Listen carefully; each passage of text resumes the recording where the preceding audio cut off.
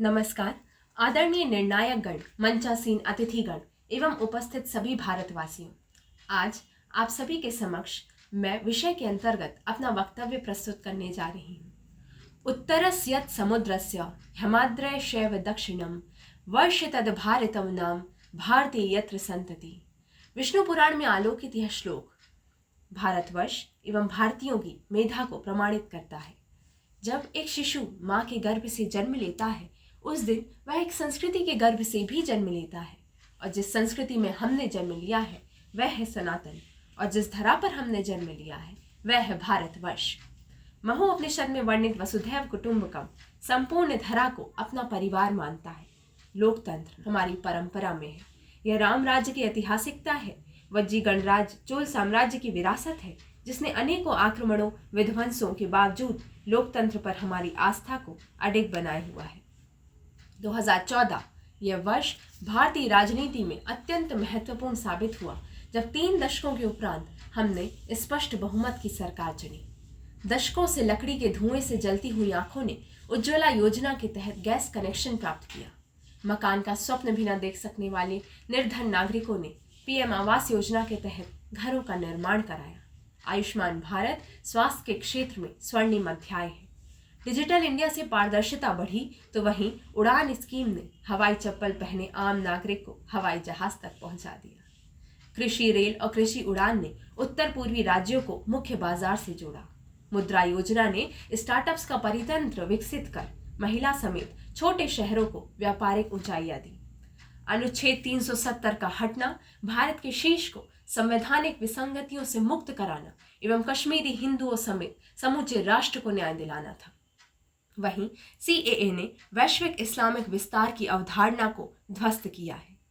केंद्र सरकार के प्रतिबंधों से देश विरोधी फंडिंग रुकी है। वामपंथी एजेंडे और दलाल मीडिया के हौसले भी पस्त हुए हैं। तेजस, विक्रांत, मिशन शक्ति आत्मनिर्भर भारत की सिद्धियां हैं। सर्जिकल स्ट्राइक हो या एयर स्ट्राइक, सशक्त भारत की ये वो झलकियां हैं जिसने रेडिकल इस्लामिक टेररिज्म को करारा जवाब दिया है। तो वहीं विंग कमांडर की दुश्मन देश से सुरक्षित वापसी सुनिश्चित करती है भारत की कूटनीति की विजय को। कोरोना महामारी के दौरान स्वदेशी वैक्सीन विकसित कर 100 बिलियन से अधिक डोजेज लगाना एवं 65 से अधिक देशों की वैक्सीन मैत्री के तहत सहायता करना राष्ट्रीय नेतृत्व का परिणाम है। निसंदेह राष्ट्रीय नेतृत्व शौचालय से शौर्य मिसाइल तक, विद्यार्थियों से वृद्धों तक, खिलाड़ियों से सैनिकों तक सबके साथ भी है और सबके विकास के लिए प्रतिबद्ध भी। यह संभव इसलिए हुआ क्योंकि हमने निजी स्वार्थों से ऊपर उठकर राष्ट्र निर्माण के लिए सत्ता चुनी। आज हम रानी कमलापति को जान पा रहे हैं, जिन्होंने अपने सतीत्व की रक्षा के लिए जल जौहर किया।